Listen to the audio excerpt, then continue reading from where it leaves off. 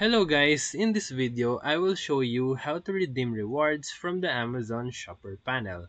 So first, open the Amazon Shopper panel app or you can download it on Google Play or App Store.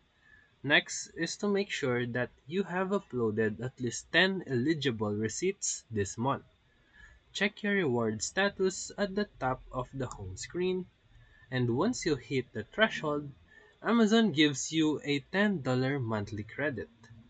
Tap on Rewards in the menu and select the Amazon balance, or choose a charity donation if you prefer.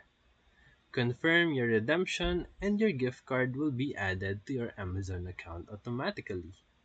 Credits usually appear within a few hours, so rest assured.